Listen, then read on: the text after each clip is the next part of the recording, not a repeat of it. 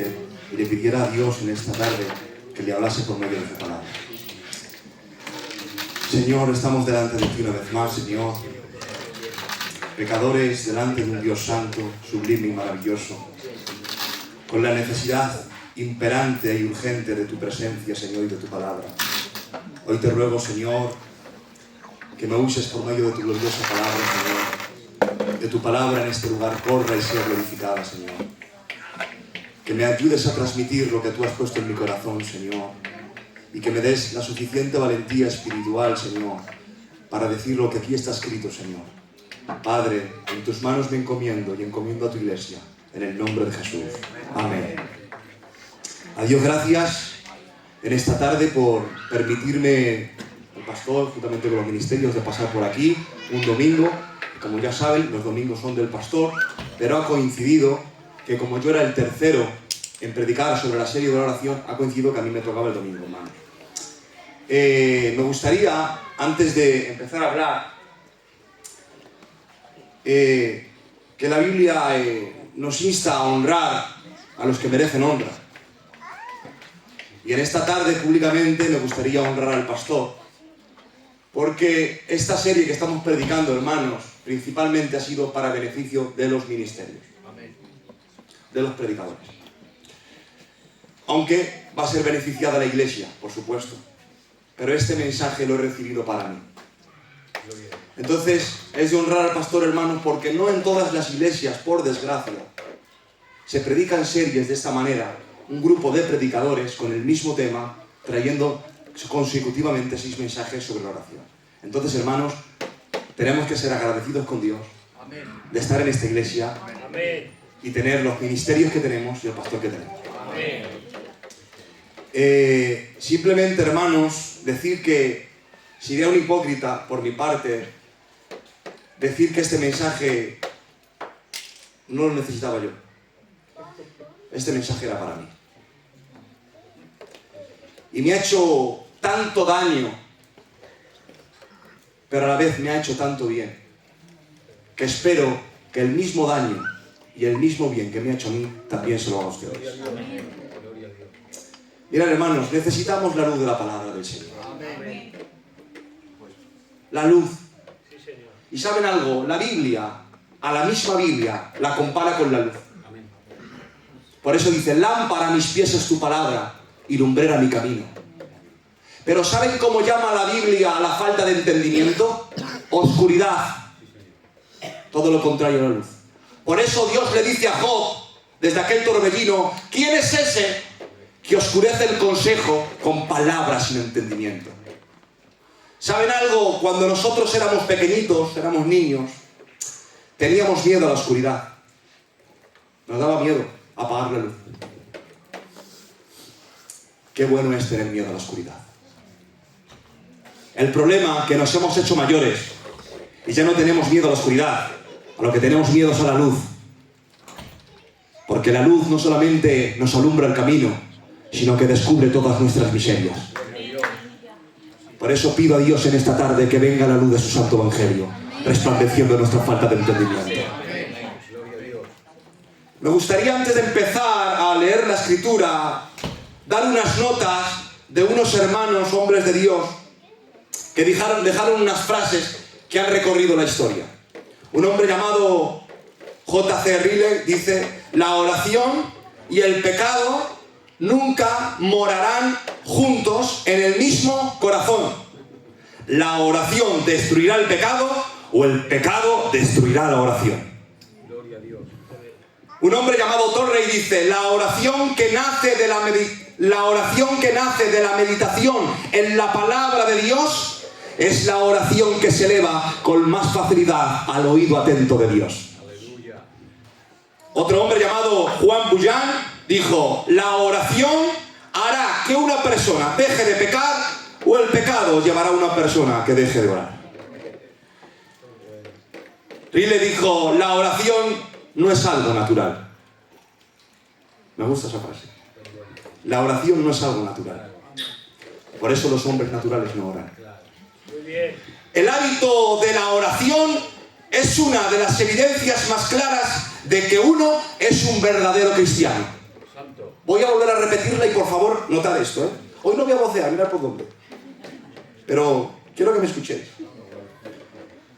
El hábito de la oración, hábito, no orar una vez, hábito, una vida de oración, es una de las evidencias más claras de que uno es un verdadero cristiano. Otra frase, termino. La oración es una predicación a nosotros mismos en el oído de Dios. Le hablamos a Dios para advertirnos a nosotros mismos. No para la información de Dios, sino para la información nuestra. Y después de estas citas, vamos a abrir la gloriosa palabra de Dios en San Mateo, capítulo 6. Y vamos a leer desde el verso 5 al verso 7. Noten, hermanos, por favor, y estén atentos a lo que acabo de decir, porque ya ha empezado la enseñanza de la palabra del Señor. Acabo de decir ahora mismo que voy a abrir la Biblia para hablar de la oración. ¿Se han dado de cuenta? Necesitamos la Biblia para hablar de la oración. ¿Y usted por qué quiere separarlo? ¿Usted por qué separa la palabra de la oración? ¿O no ha escuchado la famosa frase, ya vale de tanta Biblia y más orar? ¡Imposible! No podemos separar lo que Dios ha unido. Y en la Biblia la oración y la palabra están unidas como está unido un matrimonio, que no se puede separar. Son una sola persona, una sola cosa la oración y la palabra. No se pueden desvincular. De tal manera que llegó a decir un hombre que la oración es el oxígeno del creyente. De la misma manera que usted necesita el oxígeno para vivir, y hace dos funciones. Una, usted inspira, inhala oxígeno y exhala oxígeno. Coge oxígeno y saca oxígeno, si no usted no podría vivir. Porque si solo inhala y no exhala, se muere. Y si usted inhala, y si usted exhala, echa todo el aire y no coge aire, se muere. Por lo tanto, las dos funciones, inhalar y exhalar, son inevitables para poder vivir. Pues un hombre dijo, de la misma manera, tenemos que inhalar la palabra de Dios y exhalar la oración para poder vivir. Amén. Leemos la palabra del Señor y entramos. Mateo 6, versículo 5 y 6 dice, y cuando ores, no seas como los hipócritas, porque ellos aman el orar en pie en las sinagogas y en las esquinas de las calles, para ser vistos de los hombres. De cierto os digo que ya tienen su recompensa. Mas tú cuando ores, entra a tu aposento y cerrada la puerta, ora a tu Padre que está en el secreto, y tu Padre que te ve en lo secreto te recompensará en público. Quiero leer también otro versículo que va unido a este, hermanos, y es en Lucas capítulo 18, versículo 9 al 14. Y dice, a unos que confiaban en sí mismos como justos y menospreciaban a los otros, dijo también esta parábola. Dos hombres subieron al templo a orar. Uno era fariseo y el otro publicano. El fariseo, puesto en pie, oraba consigo mismo de esta manera. Dios, te doy gracias, porque no soy como los hombres, ladrones, injustos, adúlteros, ni aun como este publicano. Yo ayuno 2 veces a la semana, doy diezmos de todo lo que gano. Mas el publicano dijo, estando lejos, que no quería ni aun alzar los ojos al cielo, sino que se golpeaba el pecho diciendo, Dios, sé propicio a mí que soy pecador. Os digo que este fue el que fue justificado y el que fue escuchado. Por eso digo que el que se enaltece será humillado y el que se humilla será enaltecido. ¿Por qué he leído estos dos pasajes, hermanos? Sencillamente, hermanos, porque estas son dos escenas diferentes. Una, dicen que oraban por las esquinas, los fariseos, que amaban orar por las esquinas, y Jesús dice, vosotros no hagáis como estos. Vosotros orad a vuestro Padre que está en el secreto. Y luego, en la parábola, dice que estos subían al templo a orar. Y el Señor no dice que fuera malo subir al templo a orar, sino que dice que era lo normal. Pero sí me llama la atención que el que fue escuchado no fue el fariseo, sino el publicano. Y esto nos da de notar que Jesús, cuando dijo, no hagáis como esto, sino entrar en vuestro aposento, no estaba diciendo que estuviera mal a orar en público. El Señor no estaba diciendo que el mal estaba en orar delante de la gente. Que no estaba diciendo que orar en las sinagogas o en los templos estaba mal. No estaba diciendo eso. Porque si no tendríamos un problema. Porque Jesús oraba en el monte. Pedro oraba en la terraza. Daniel abría las ventanas para orar. ¿Cómo ahora Jesús dice que está mal orar en público? No está diciendo eso el texto. Está diciendo que ellos lo hacen para ser visto por los hombres. Por lo tanto, no está donde oras, sino con qué intención oras. No está donde oras, hermano. Está con qué intención oras. Porque déjame decirte algo. Lo que está diciendo el aposento no está hablando de un lugar físico, específico. El aposento puede ser tu coche. El aposento puede ser tu habitación. El aposento puede ser el salón de la casa. El aposento puede ser cualquier sitio donde estés. Voy a remarcarlo, ¿vale? Cualquier sitio donde estés. ¿Habéis cogido? Donde estés. Pero que estés de verdad. Es que a veces estás, pero no estás. Y eso no es un aposento. Y eso no es un secreto.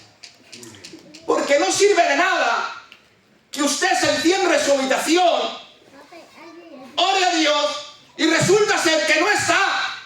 Porque tiene la cabeza en la lista de la compra. O en lo que va a hacer mañana, o en el trabajo. Entonces, está, pero no está. Y eso a Dios no le gusta. ¿Y sabes cómo lo llama Dios? Hipócrita. Falso. Embustero. Así lo llama Dios. Y a mí Dios me ha llamado hipócrita. Porque muchas veces el que ahora les está predicando se ha encerrado en su habitación queriendo orar a Dios, pero mi mente no estaba centrada en la oración. Y por lo tanto, no era una oración secreta. Y dice, cerrada la puerta. Tampoco está hablando de una puerta física, pastor. ¿Por qué? Porque en los tiempos de Jesús no había puertas. Solo tenían puertas los millonarios. Eran cortinas, como los gitanicos de antes. No había puertas. Y claro, se estaría llevando la contraria a Jesús. Si orara en el secreto, tenías que cerrar la puerta cuando Jesús oraba en el monte. Y en el monte no hay puertas. Por lo tanto, es una puerta simbólica. ¿Y ahora qué simboliza esta puerta? Esta puerta está simbolizando la hipocresía. Y lo que está diciendo el Señor es, cierra la puerta de la hipocresía y ora a tu Padre que te ve en lo secreto. Y tu Padre que te ve en lo secreto te recompensa en público. Pero hermanos, este que está aquí, sálvese quien pueda. A veces deja abierta la puerta de la hipocresía. Y no estoy cuando tengo que estar. Usted puede estar en el culto, hermana, y no está. Me atrevo a decir que no todos los que estamos aquí ahora mismo estamos atentos a la palabra. Alguna habrá que está diciendo, a ver la hamburguesa. Por lo tanto, no porque estés en el culto significa que estés haciendo un culto. Así es. Y no porque estés en tu casa orando significa que estás orando. Miguel Núñez dijo una frase que me encantó, pastor. Y dijo, si cuando vas a orar te llevas el teléfono móvil, eres un mentiroso, no vas a orar. ¿Por qué? Porque cualquier distracción del móvil te va a distraer y si te llaman lo vas a coger. Por lo tanto no vas a orar. No, es que yo me llevo el móvil para ponerme las alabanzas. Las alabanzas también te van a distraer. Porque ha llegado el tiempo, hermanos, de orar de verdad. Amén. Necesitamos orar. Amén. Y el mensaje que me toca predicarles es la necesidad de la oración secreta. Necesitamos orar. Que no te hace falta la música para orar. La música te emblandece. La música te distrae. ¿No lo entiendes? Que me ha pasado a mí y a ti, que yo me he puesto una música, una alabanza, un muchacho que canta muy bien, y mientras está cantando, me he puesto a cantar yo. Ya no estoy orando, ya me he distraído, ya estoy cantando. O canto, oro o canto. Venga, aquí estoy. Y luego estoy cantando y digo, ¡ay, que ha salido un anuncio! Espera, que quito el anuncio. No, espera, que... Ay, machacho, ¿cómo canta este chico? Ay, amigo, pensar en el chico. Que no estoy llorando. No te estás dando de cuenta que te lo estoy haciendo en forma de risa, pero que es una gravedad. Sí, Señor. Que no estás orando de verdad. Y discúlpame, hermanos, porque yo no soy más santo que la Biblia. La Biblia nos llama hipócritas. Hipócritas, que no estás orando de verdad. Que venir al culto y alzar tu voz es maravilloso, que Dios no se mete con la oración comunitaria, que la Biblia y la iglesia primitiva oraban en comunidad. Amén. Es maravilloso juntarnos como anoche, que fue una bendición, y hace un rato otra bendición, y escuchar a mis hermanos me edifica. Pero que esta oración, hermanos, puede ir enmascarada por una hipocresía. ¿No lo entiendes? Porque sabes que tu hermano te está escuchando. Pero Dios te demanda en esta tarde que vayas al secreto. Porque ahí no hay máscaras. Ahí no hay caretas. Sí, Señor. No existe el hombre y la mujer tan valiente que se ponga a solas con Dios y que le presente una careta a Dios. Ante Dios estamos desnudos, señores. Amén, amén. Aquí me la puedes dar y yo se la puedo dar al pastor. Pero en el secreto no se la puedes dar a Dios. Señor. Por eso Dios te insta a que le busques en el secreto. Ora en la iglesia, que es maravilloso. Pero os doy mi palabra, que este que está aquí. El mensaje ha sido para mí, hermanos. Este que está aquí. Ahí orando, muchas veces. Utilizo fraseologías. Que Dios me perdone. Utilizo palabras técnicas para orar. Bendito sea el Señor. Dios y Padre, tú que sabes todo, que eres omnisciente, poderoso. ¿Se imaginan ustedes que yo vaya donde mi Padre carnal y vaya, Padre, tú sabes la necesidad que tengo de economía? Estoy desmayado. Necesito que me ayudes con la economía, por favor. Y Padre me pega un guantazo. ¿Qué haces, hijo? ¿Qué soy? ¿El señor del banco que vienes a pedir dinero? Padre, dame dinero que lo necesito. Eso es lo que Dios te demanda. Que cuando vayas al secreto te desnudes delante del Señor. Porque cuando estás delante del Señor, ahí no es Padre, no es Padre, me muero, soy pecador, te necesito. Ahí no hay máscaras en el secreto. Por eso que Dios nos llame a todos al secreto. Que Dios nos llame a la oración en el nombre de Jesús. Dios mío. Pero hay gente que le gusta su propia voz, chacho. Como este hombre. Dice que oraba para sí mismo. Oraba a Dios para sí mismo. Señor, te doy gracias porque yo no soy como este. Yo oro bien. Le gustaba su propia voz, chacho. A veces he pecado. De esta misma manera. Nos gusta mucho nuestra propia voz. Pero quiera Dios que emudezca nuestra voz y que hable nuestro espíritu. Que el Señor nos llame a orar en el espíritu. Dice el Salmo, dice un Salmo, no me acuerdo dónde está, y dice David: inclina mi corazón a la oración. Amén. Es que para orar tienes que tener inclinado el corazón. Amén. Así es. ¿No lo entiendes? Que tienes que estar en lo que estás. Que es una falta de respeto. Si ahora yo estoy hablando con el tío Chuchi y me está dando una conversación y yo saco el teléfono y me pongo a vaciar y me está llamando, es una falta de respeto a este hombre.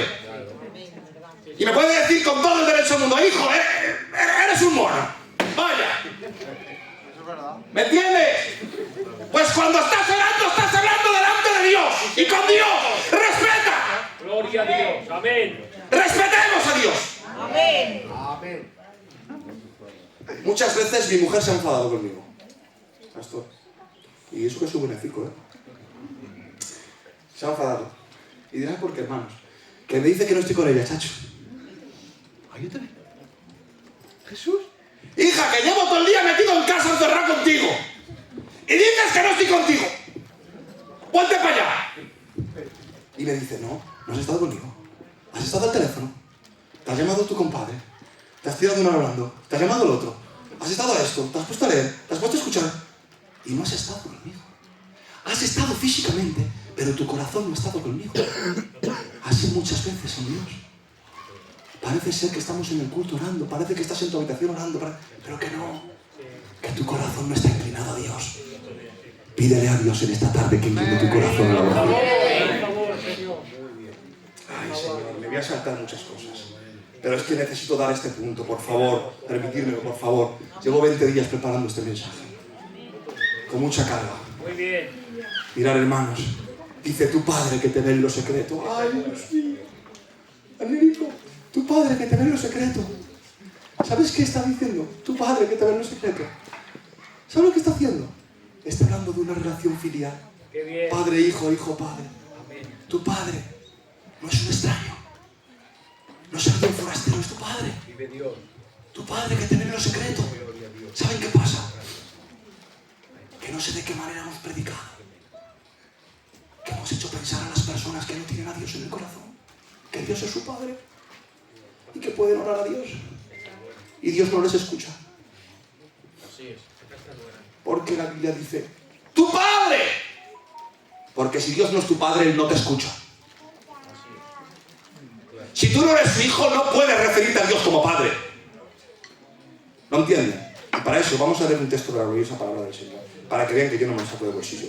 Juan, capítulo 9, versículo 31. ¿Tenemos aquí algo? Juan 9, 31. Y esto es lo que dice la palabra del Señor. No lo digo yo, hermanos, ¿vale? Juan 9, 31. Dice así. ¿Dónde estamos? Arriba. Ahí. Y sabemos que Dios no oye a los pecadores. Pero si alguno es temeroso de Dios y hace su voluntad, a ese oye. Amén. Otro versículo. Proverbios capítulo 15, versículo 29. Proverbios. 15:29, Proverbios. Vamos a ver lo que dice la palabra del Señor.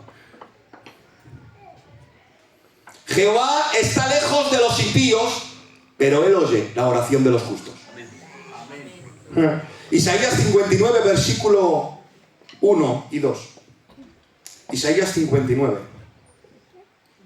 Porque aquí nos da una salida la palabra del Señor. Porque claro, entonces Adonai, ¿qué pasa con los pecadores que oran? ¿No les escucha Dios? Aquí nos va a dar un poquito la respuesta. 59, 1, 2, Isaías. He aquí que no se ha cortado la mano de Jehová para salvar, ni se ha grabado su oído para oír. Pero vuestras iniquidades han hecho división entre vosotros y vuestro Dios. Y vuestros pecados han hecho ocultar de vosotros su rostro para oír. Para no oír. Entonces, ¿qué nos está diciendo? Que Dios no puede escuchar al hombre que no está arrepentido. Por lo tanto, y que quede claro, la única oración que Dios escucha del pecador es la oración de arrepentimiento. Si no viene confesando su pecado, no escucha. Por eso el publicano fue oído y fue justificado, porque dijo, sé propicio a mí, que soy pecador. Por eso cuando Jonás predicó a Nínive, un pueblo pecador, idólatra, solo escuchó cuando se arrepintieron y fue una oración de arrepentimiento. Amén. Las únicas oraciones que Dios escucha de los pecadores es la oración de arrepentimiento. Amén. Y vamos a lo más importante, y es aquí donde vamos a entrar en la gloriosa palabra del Señor. Mirad, hermanos, cuando nosotros oramos, estamos dependiendo de Dios. Cuando dejamos de orar, dejamos de depender de Dios. Entramos en una autosuficiencia. No necesitamos a Dios. Mirad, hermanos, cuando usted deja de orar y usted no presenta al Señor el día, le está diciendo a Dios que no le necesita para empezar el día. Cuando usted lleva a cabo una labor y no le presenta a Dios esa labor, o ese proyecto, o ese trabajo, o ese empleo, le está diciendo a Dios que no le necesita para esta labor. Por lo tanto, le está declarando autosuficiencia. Estás declarando autodependencia. No dependo y no te necesito. ¿Lo entienden, hermanos? Por eso orar es depender de Dios. Amén. Orar es depender de su suficiencia y confesar que somos insuficientes. Mirad, hermanos. Vamos a ir a Apocalipsis capítulo 3 y ya sí, entramos en la palabra, hermanos. Permítanme unos minutos. porque esta es la palabra del Señor. Vamos a hablar de una iglesia que Dios menciona en el Apocalipsis, y que esta iglesia tenía como pecado la autosuficiencia. Un pecado que a veces yo tengo, y que creo que usted también tiene a veces. Y nosotros hoy como iglesia nos tenemos que comparar a esta iglesia, a ver si nos parecemos en algo, para que Dios nos hable. Vamos a leer la palabra del Señor. Y Apocalipsis capítulo 3, versículo 14. Y el ángel de la iglesia en la Odisea escribe y dice: esto dice el Amén, el testigo fiel y verdadero, el principio de la creación de Dios. Dice: conozco tus obras, que no eres frío ni caliente. Ojalá fueras frío o fueras caliente. Pero por cuanto eres tibio y no caliente ni frío, estoy por vomitarte de mi boca.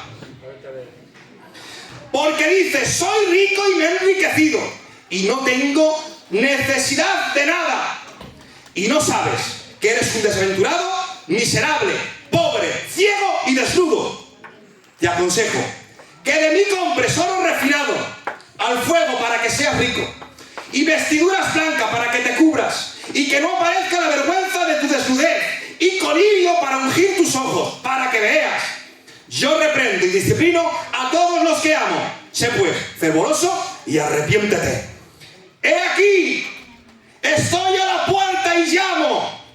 Si alguno oye mi voz y abre la puerta, entraré a él, cenaré con él y él conmigo. Amén. Al que venciere, le concederé sentarse conmigo en mi trono, como también yo vencí y me senté en el trono de mi Padre. Amén. Amén.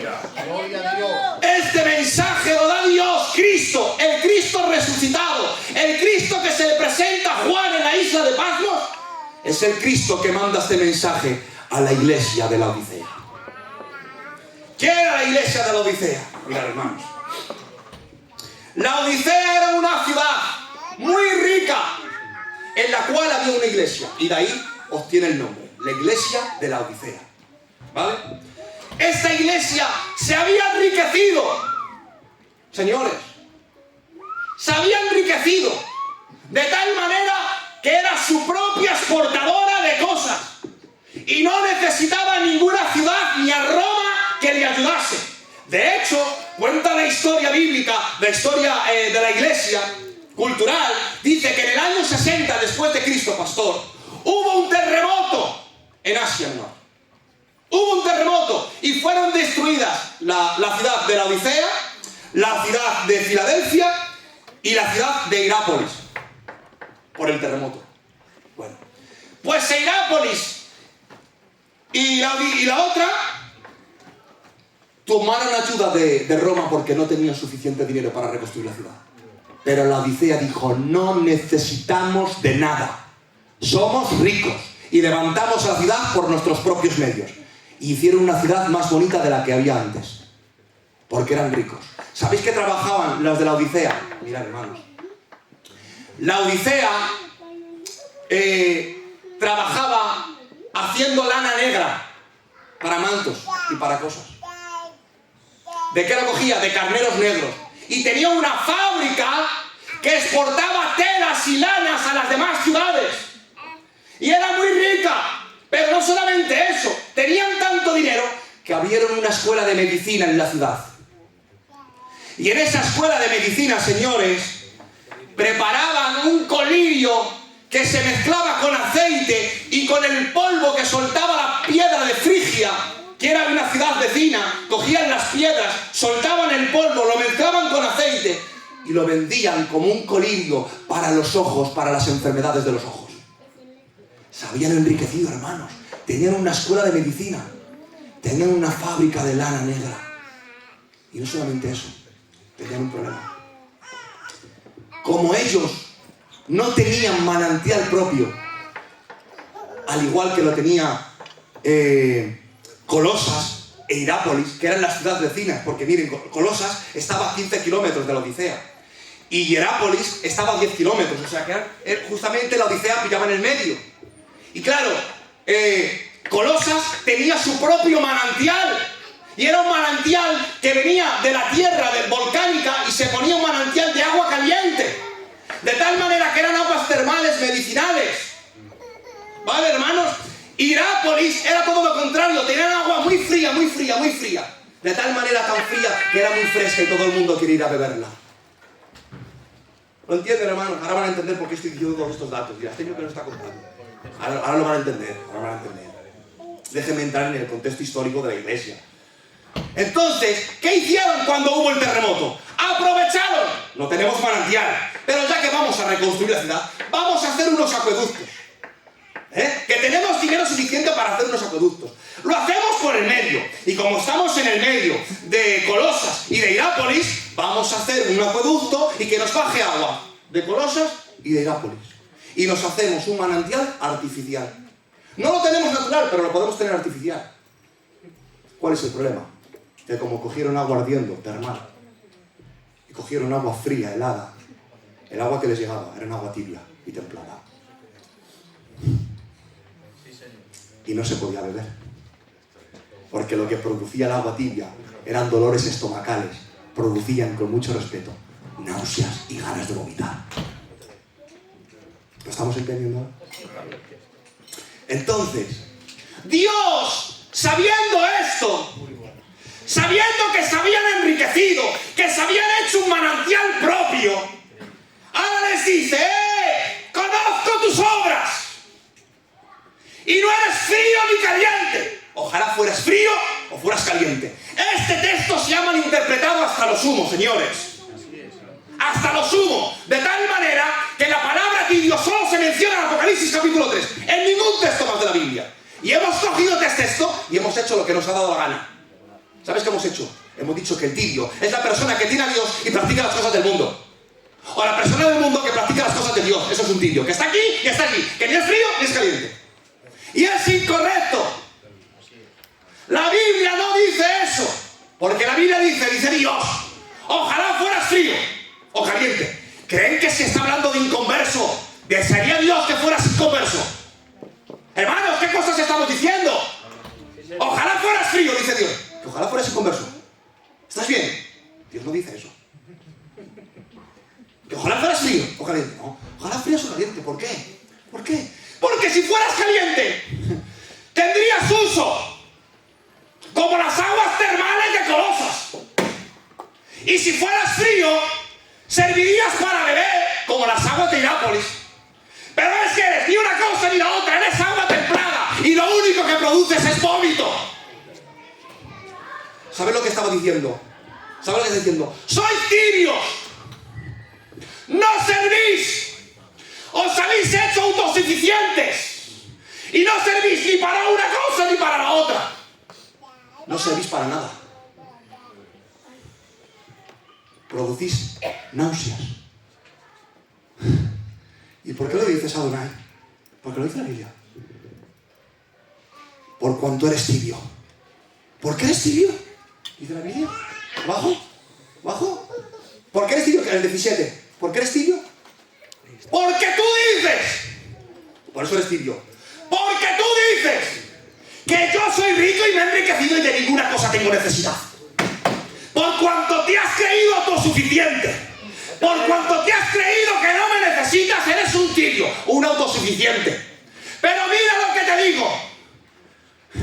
Eres un pobre, eres un ciego y eres un miserable. Y ahora dice, ¿y por qué les dice todo eso? ¿Vosotros qué decís? ¿Que eres rico? Pues yo te digo que eres pobre. ¿Vale? Y que dependes de mí. Y ahora dice, te aconsejo. Esto es maravilloso, hermanos.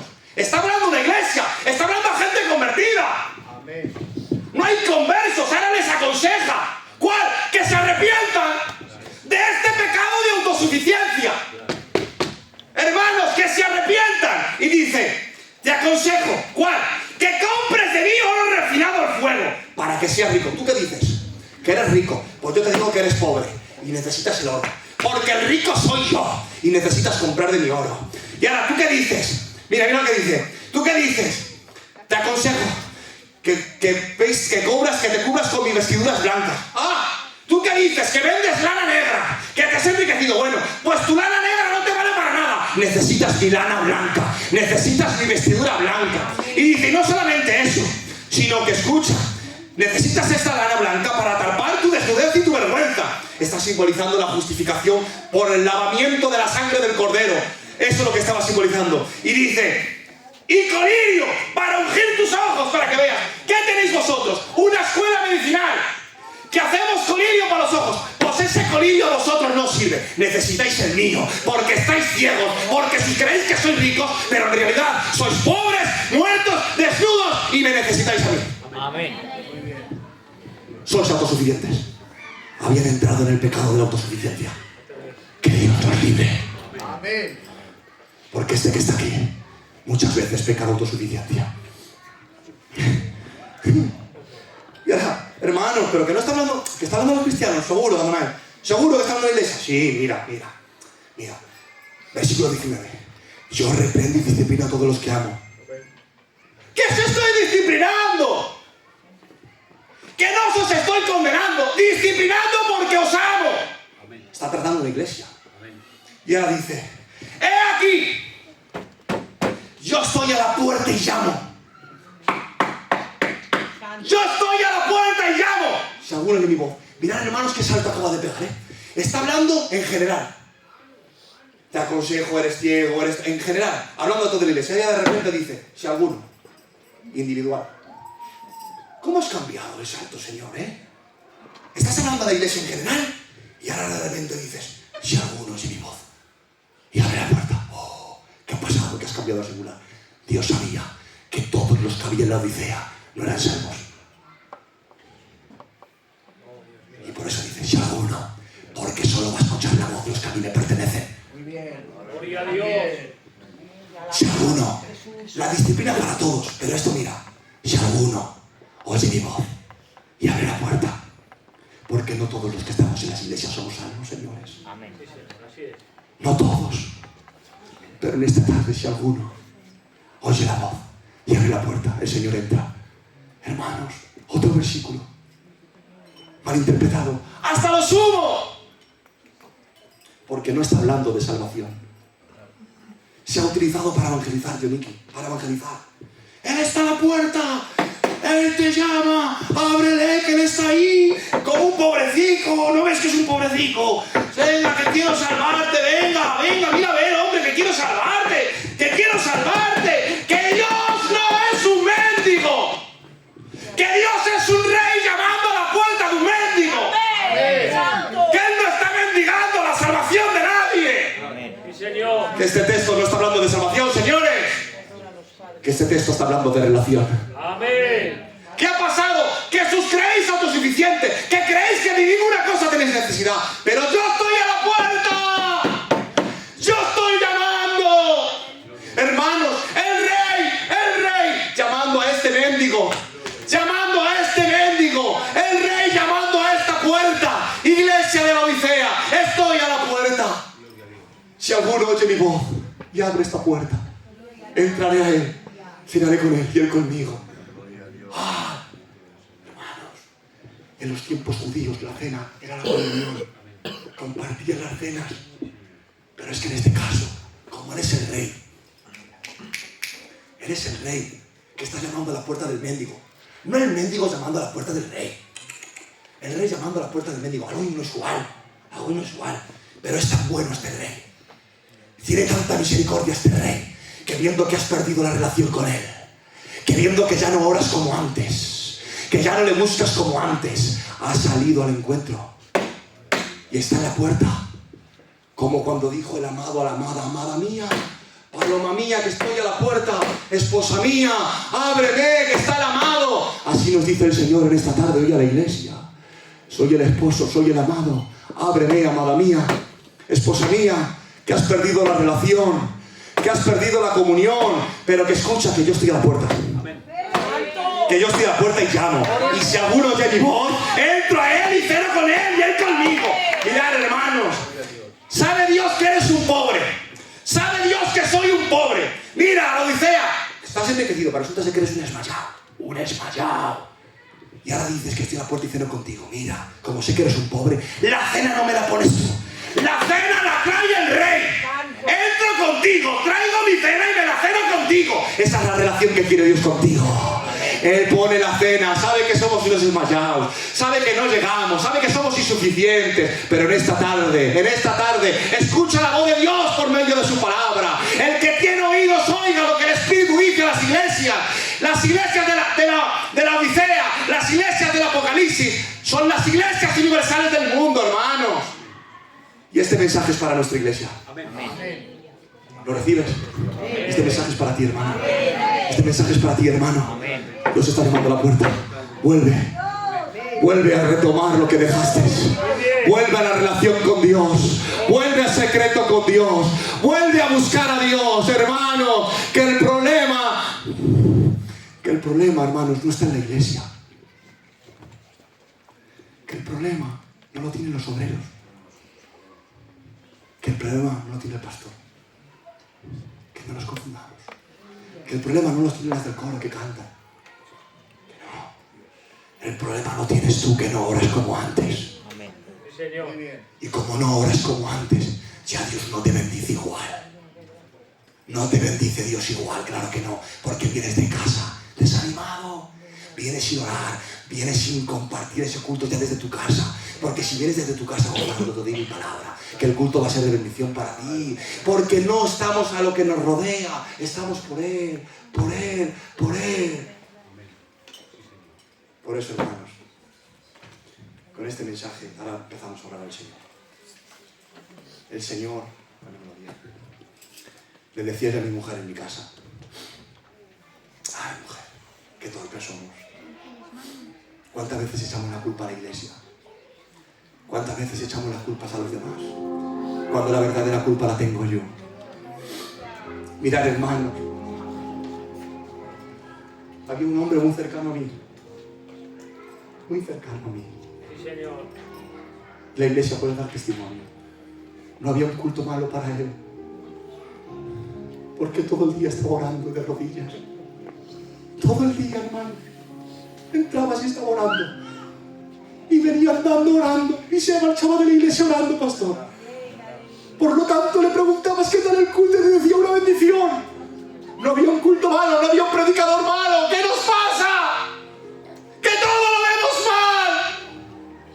¿Sabéis cuál es el secreto? La falta de oración en el secreto. Amén. Por eso, inclina tu cabeza. Por favor, Señor. Y pídele a Dios en esta hora con todas tus fuerzas y con todo tu corazón. Centra tu mirada en Cristo y dile: Señor, necesito volver a la intimidad contigo. Necesito retomar la relación contigo. Quiero abrirte la puerta de mi corazón. Quiero cenar contigo. Quiero estar contigo, Señor. Oh, mi alma te adora, Señor. Gracias por tu palabra. Gracias, Señor, porque tú nos has hablado. Gracias, Señor, por la atención de mi iglesia. Te ruego que esta palabra no caiga en saco roto, Señor. No, por favor. Sino que esta palabra, Señor, dé fruto en los corazones, Señor. Perdona nuestro pecado de autosuficiencia, que a veces nos hemos enriquecido, Señor, y creemos que no tenemos necesidad de nada más. Pero, Señor, estamos desnudos delante de ti. Somos pobres necesitados delante de ti. Y necesitamos orar más, clamar más, pasar más tiempo contigo, Señor. Obra por medio de tu palabra, en el nombre de Jesús. Amén.